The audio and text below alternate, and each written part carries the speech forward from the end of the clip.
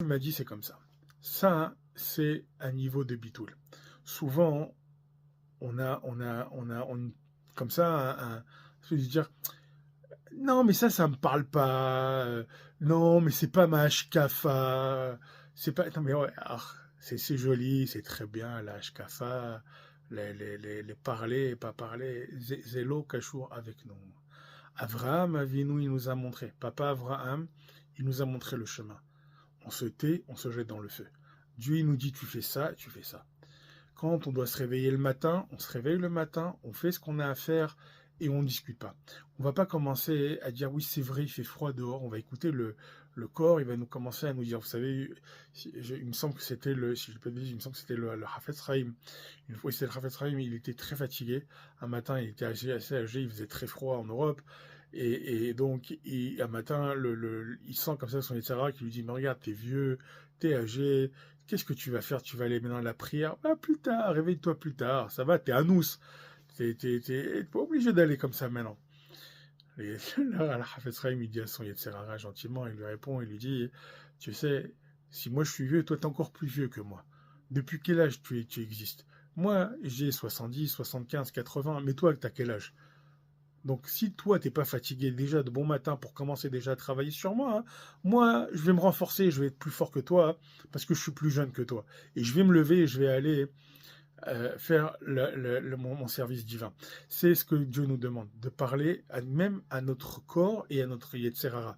Lui dire non, tu n'es pas le maître, tu n'es pas toi le responsable. Alors pourquoi, on va me demander, et souvent on me demande, mais pourquoi quand on fait tchouva, des fois il y a plein de problèmes qui se font, quand on essaye de faire quelque chose en plus, ça complique la donne, ça c'est plus compliqué, on est moins, on s'attend pas à ça, on voudrait que ça soit beaucoup plus tranquille. Et finalement, on voit qu'il y a d'autres choses qui arrivent et c'est pas toujours comme tel qu'on le souhaite. Alors d'abord, la première info qui est très importante et qu'il faut vraiment intégrer et qu'on intègre tous, c'est que Dieu nous doit rien en fait. Et il doit rien et il doit rien à personne. Donc il fait comme il veut. D'ailleurs, c'est ce qu'il va dire à Moshe Rabbeinu plus tard en lui disant Va'ani aover al tuvi al panecha vekarati b'shem Hashem panecha v'chanoti et asher hachon v'rechamti et asher harachem. C'est lui qui fait ce qu'il veut. Point barre. Il sait, nous on comprend rien et on fait. Ça peut être une première chose. Maintenant, on voit aussi que ce phénomène. Pourquoi Abraham, le pauvre, il a tout de suite des épreuves très difficiles. Il doit rentrer dans le feu.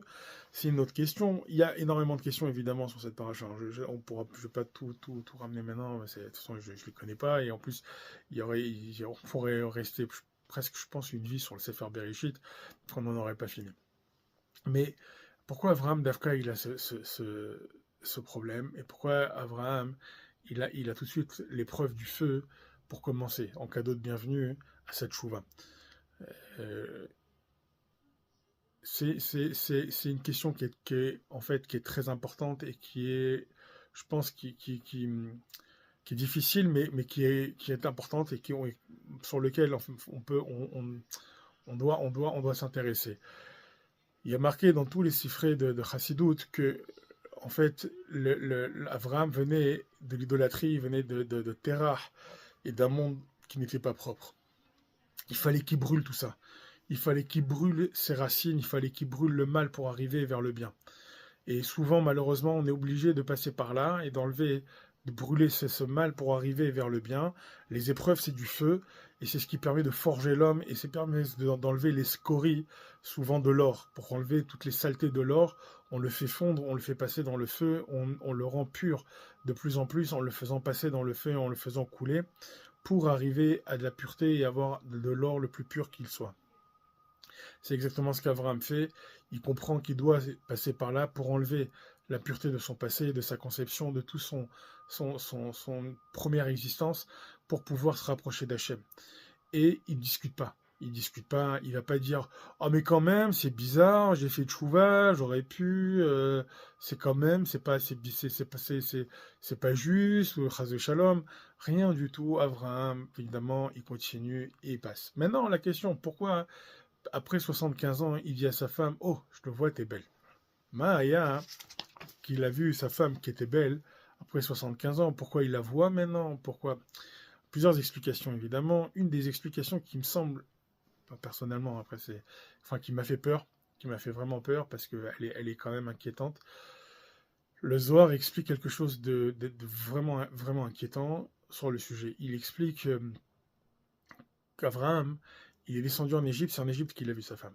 Donc, quand il est descendu en Égypte, l'Égypte était réputée pour la pritsout, la touma, la débauche, la saleté, la sorcellerie, toutes les choses sales, mais vraiment le summum là-bas c'était la débauche. C'était la débauche, la pritsout.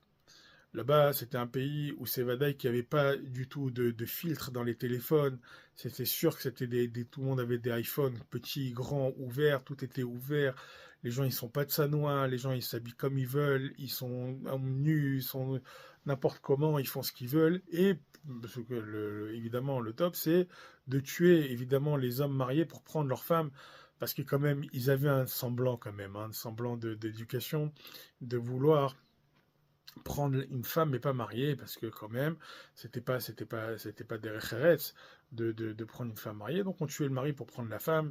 Et c'était souvent comme ça d'ailleurs dans des civilisations barbares et débauchées, c'est qu'on essaye toujours de se donner un bon faciès. C'est souvent comme ça, on essaye de voir, de montrer qu'on est des gens bien élevés, on a du derech et on peut faire des pires horreurs à travers ça. Je dis pas qu'il faut pas avoir des Eretz des Shalom, au contraire, il faut avoir un vrai Derech Eretz, pas, ça c'est pas du Derech Eretz Kamovan, évidemment, c'est n'importe quoi. Donc Abraham, il voit tout à coup, en descendant en Égypte, il arrive dans un endroit qui est très sale. Le Zohar à Kadosh, il dit que la pritsout, l'environnement de débauche et dégoûtant qu'il y avait en Égypte, a influé sur Abraham. Il a été un tout petit peu touché, malgré son niveau, malgré le fait qu'il soit coupé de toute la matérialité, malgré le moment où il commence maintenant à se rapprocher d'Akadosh Baruch Hu, de Dieu, il a quand même eu un tout petit peu, une petite tâche, comme on dit, qui a fait que Abraham, Pitom, a regardé sa femme. Ça, c'est le Zohar Akadosh. Donc, il dit, en fait, il faut faire attention à Draba Kama avec Kama, combien nous, on doit faire attention. Combien nous, dans le monde dans lequel on est, dans la génération dans laquelle on est, ou Barminan, je crois qu'on n'a pas besoin d'expliquer les choses, et ça, chacun il va comprendre, il faut vraiment faire attention. Il faut vraiment faire attention. Vous savez, on entend même en ce moment, on dit, malheureusement, dans plusieurs endroits, c'est catastrophique. Il y a une telle influence. Alors, il vaut mieux parfois de rester, comme il dira Moshe Feinstein, dans une yeshiva, d'écouter des cours. D'écouter, même s'il écoute, même le Divrei Emet, il dit ça, tous les Admorim disent ça. Dans le Chassidou, même dans l'Halacha, le Chazonish, que chacun qui écoute un cours, qui écoute des Divrei Torah, qui est dans une ambiance de Torah, ça reste dans sa tête et ça l'imprègne. De la même façon qu'Abraham a été imprégné et a été touché par la saleté de l'Égypte sans rien faire, alors qu'il était protégé. Et c'est ce qu'il fait en fait. C'est ce qu'il fait. Le Messahar explique qu'en fait Abraham a voulu se protéger. Et qu'est-ce qu'il a fait? Il a demandé à sa femme, viens, il faut qu'on se protège. Il a eu peur en descendant en Égypte. Il a compris qu'il y avait énormément de débauches et de pritsout, que là-bas il y avait sûrement des marches et sûrement des choses. Et donc les gens, ils étaient les femmes en pantalon, des femmes en jupe, des roulés qui n'étaient pas assez longues, et je passe. Donc il a dit à sa femme, il faut faire attention, il faut qu'on sépare les hommes et les femmes. Il était prêt en fait à expliquer en cours de faire ce qu'on appelle des gadères et des barrières pour ne pas tomber dans la pritsout. Quand il se retourne vers sa femme, il voit sur Sarah la shrina. Il voit la shrina et il voit que la shrina, elle est descendue avec lui et que elle s'est servie de Sarah comme Kelly pour pouvoir descendre en Égypte. Et quand il voit ça, il dit, tu es belle. Il parle pas seulement à sa femme, il parle à la shrina. Et il dit à la shrina, qu'est-ce que tu es belle. Je vois maintenant à quel point tu es belle. Protège-moi. Mais haïta nafshi biglaler.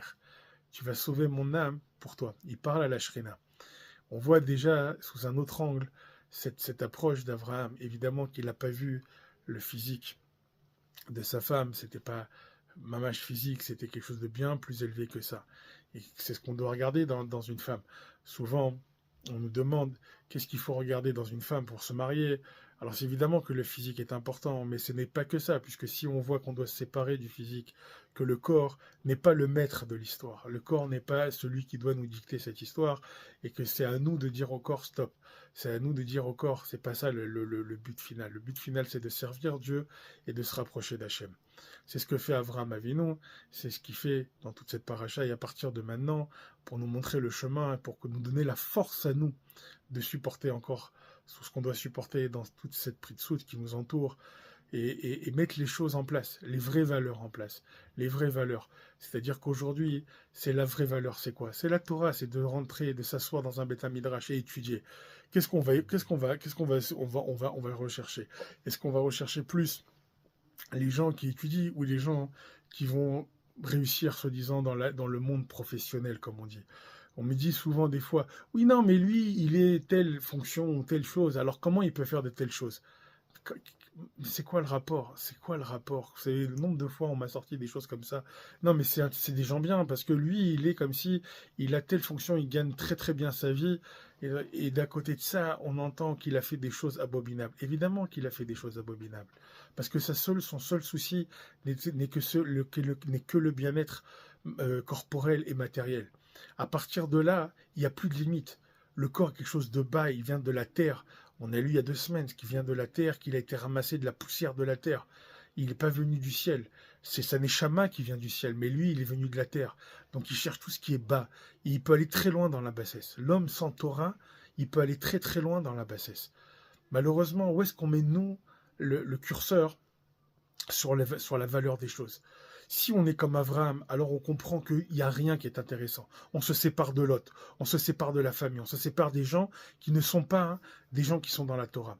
Qu'on se sépare des gens qui ne sont pas. Aujourd'hui, quel est le degré de valeur? Est-ce qu'on va respecter plus est-ce qu'on va dire, par exemple, d'un gars qui gagne beaucoup d'argent et qui va passer des vacances dans des endroits de débauche, où il n'y a pas de plage séparée, où les gens ils sont dénudés? Est-ce qu'on va dire, waouh, Eze Racha, Ben Adam, Azé, quel rachat, quel impie, quelle abomination pour Dieu, mais vous vous rendez compte tout ce qu'il a, l'affront Dieu lui donne, et en plus, voilà comment il se comporte. Alors que quelqu'un qui va étudier la Torah, on n'aura pas de problème, qui va toute la journée être au kollel, on n'aura pas de problème, ou à l'Aïshiva, on n'aura aucun problème pour dire, oh, ça c'est des parasites, ils servent à rien, quand est-ce qu'ils vont travailler? C'est des schnorreurs, ils demandent sans arrêt de l'argent, ils sont là.